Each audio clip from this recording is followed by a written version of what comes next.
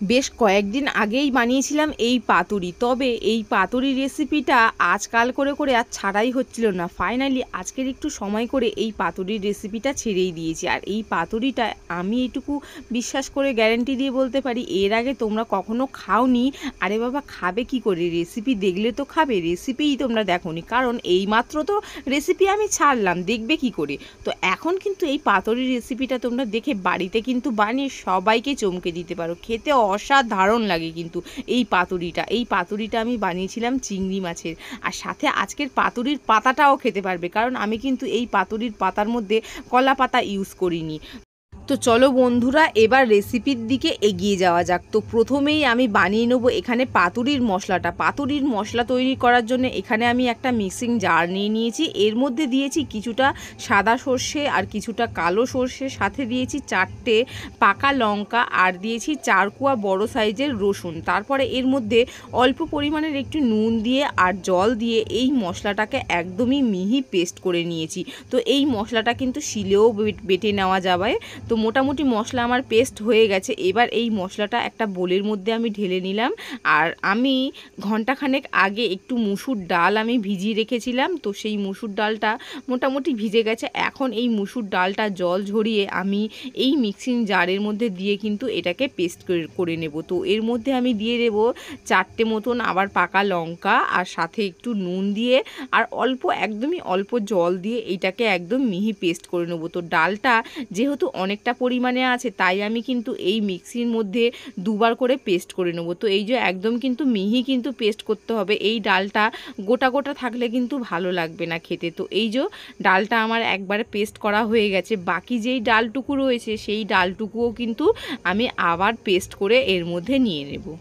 তো এই যে বন্ধুরা, সমস্ত ডাল কিন্তু আমার পেস্ট করা হয়ে গেছে। তো এদিকে ডাল পেস্টটাও হয়ে গেছে, আর সাথে এদিকে এই মশলাটাও হয়ে গেছে, পাতুরির মশলাটা। এবার যেটা করব, এখানে এর মধ্যে দিয়ে দেব কয়েকটা চিংড়ি মাছ।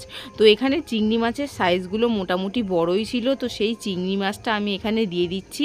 আর অল্প পরিমাণেরই চিংড়ি আমি দিচ্ছি, যেহেতু পাতুরিটা আমি খুব বেশি পরিমাণে বানাচ্ছি না, অল্প পরিমাণেরই বানাবো। তো এই যে এবার এর মধ্যে দিয়ে দিলাম পরিমাণ মতো নুন আর সামান্য একটু চিনি দিয়েছি। এতে কিন্তু এর স্বাদটা একদম দারুণ আসবে। আর দিয়েছি এর মধ্যে একটু সর্ষের তেল দিয়ে এটাকে নেড়ে চেড়ে মশলার সঙ্গে ভালো মতন চিংড়ি মাছটাকে মাখিয়ে নেব।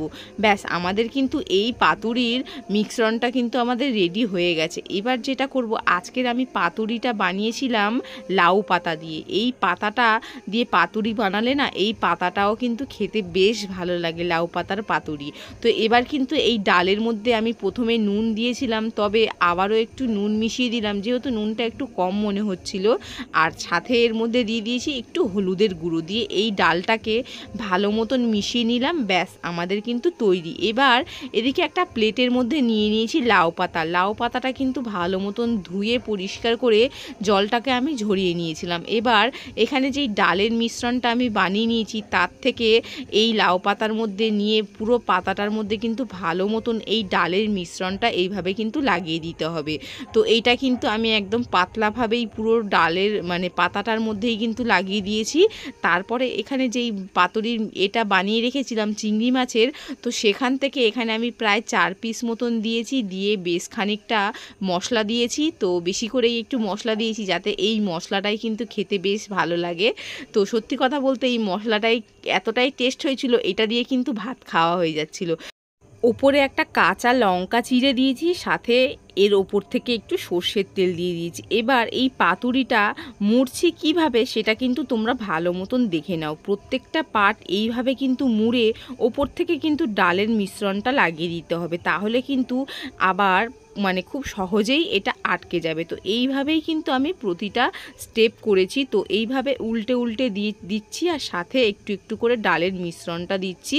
আর এই ডালের বদলে তোমরা চাইলে এটা হচ্ছে কি বেসন গুলেও কিন্তু বানাতে পারো, তবে ডালের মিশ্রণটা দিয়ে বানালে না এটা খেতে দুর্দান্ত লাগে। এর আগে আমি অনেকবারই পাতুরি বানিয়েছি বাড়িতে, তবে আমি এর আগে বানিয়েছিলাম হচ্ছে কি ডাল দিয়েও করেছিলাম, আর এর আগে আমি বানিয়েছিলাম বেসন দিয়ে। বেসনেরটা কিন্তু খুব একটা খারাপ হয় না, মোটামুটি বেশ ভালোই হয়। এই গোলাটা যেমন আমি আজকে ডাল দিয়ে বানিয়েছি, এই গোলাটা আমি বেসন দিয়েও গুলে এর আগে বানিয়ে খেয়েছিলাম, বেশ ভালোই লাগে।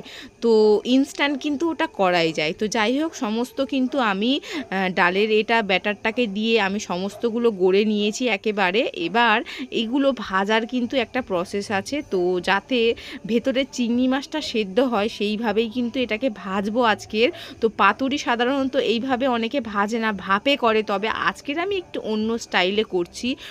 এখানে সসপ্যানের মধ্যে তেল দিয়ে দিয়েছি। এবার কিন্তু পাতুরিটা যেই দিকটায় ডাল মাখিয়ে নিয়েছি সেই দিকটা কিন্তু তেলের দিকে দিয়ে প্রত্যেকটা পাতুরি আমি 3টে পাতুরি দিয়ে ঢাকনা চাপা দিয়ে গ্যাসের ফ্লেমটা একদমই কমিয়ে এই পাতুরিটা বানিয়ে নেব। তো এক পাটটা আমার ভাজা হয়ে গেছে, তো ডালের যেই দিকটা দিয়েছি সেই দিকটা কিন্তু খুব সুন্দর ভাজা হয়েছে। এবার কিন্তু এটাকে খুব সাবধানে উল্টে দিয়ে তারপরে কিন্তু আবারও ঢাকনা চাপা দিয়ে এটাকে লো মিডিয়ামে কিন্তু প্রায় পাতুরিটাকে 5 থেকে 10 মিনিট মতন রান্না করে নিতে হবে। এখন কিন্তু পাতুরিটা ফুলে কিন্তু টোপলা টোপলা হয়েছে, যেহেতু ভেতরের অংশতে যেহেতু ভাপ যাচ্ছে, চিংড়ি মাছটা তাহলে ভালো মতনই সেদ্ধ হবে। তো মোটামুটি এই যে এখন কিন্তু পাতুরি কিন্তু আমার রেডি হয়ে গেছে। তো উল্টো দিকটাও কিন্তু লাল লাল করে ভালো মতন ভাজা হয়ে গেছে। যেই দিকটায় ডাল দিয়েছি সেই দিকটা কিন্তু একদমই মচমচে হয়েছে, আর ভেতরটা বেশ নরম হয়েছিল, খেতে অসাধারণ হয়েছিল। এইভাবে কিন্তু তোমরা বাড়িতে একদিন হলেও কিন্তু এই রেসিপিটা বানিয়ে খেও। প্রথম ব্যাচের পাতুরিগুলো ভাজা হয়ে গেছে, এবার দ্বিতীয় ব্যাচের পাতুরিগুলোকে দিয়ে দিয়েছি। তো দ্বিতীয় ব্যাচের পাতুরিগুলো একটু রোগা পাতলা হয়েছে, যেহেতু চিংড়ি মাছটা কম ছিল তাই লাস্টেরগুলো একটু চিংড়ি মাছ কম হয়েছে, তবে খেতে অসাধারণ হয়েছিল। আর এই পাতুরিটা বানাতে না খুব একটা বেশি কিন্তু তেলের প্রয়োজন হয়নি, একদমই অল্প তেলে কিন্তু এই পাতুরিটা মানে গ্যাসের ফ্লেম হালকা করে কিন্তু দিয়ে এই পাতুরি কিন্তু খুব সহজেই তৈরি করে নেওয়া যায়। তো এই যে সমস্ত পাতুরি কিন্তু আমার রেডি হয়ে গেছে, এখন কিন্তু ভাত দিয়ে একটু খেয়ে দেখবো যে কেমন লাগে। সত্যি কথা বলতে অসাধারণ লাগে, তবে এই পাতুরিটা আমি যখন খেতে বসেছি তখন একটু ঠান্ডা হয়ে গেছিল, আর গরম গরম যখন খেয়েছিলাম বানানোর পর তখন কিন্তু অসাধারণ লেগেছিল। ওপরটা বেশ মচমচে ছিল আর ভেতরটা নরম, খুব সুন্দর লাগছিল। তো এইভাবে পাতুরি তোমরাও কিন্তু বাড়িতে বানিয়ে খেতে পারো। আজকের আমি এই চিংড়ি মাছ দিয়ে করেছি, তবে এই চিংড়ি মাছটা না হলে যে কোনো মাছ দিয়ে কিন্তু এই লাউ পাতা দিয়ে পাতুরি বানিয়ে খাওয়া যায় একই মশলা দিয়ে। তো যাই হোক, আজকের আমার রেসিপি এই পর্যন্তই ছিল। রেসিপি ভালো লাগলে অবশ্যই কিন্তু লাইক সাবস্ক্রাইব করে পাশে থাকবেন, আর অবশ্যই কিন্তু ভিডিওটা শেয়ার করে দেবেন, যারা জানে না তাদের জানার সুযোগ করে দেবেন। আর আমার চ্যানেলে কেউ যদি নতুন এসে থাকো অবশ্যই কিন্তু চ্যানেলটা সাবস্ক্রাইব করে পাশে থাকবে। আজকের আমি খেতে খেতে চলে গেলাম। সবাই ভালো থেকো, সুস্থ থেকো, দেখা হবে নতুন ভিডিওতে। টাটা।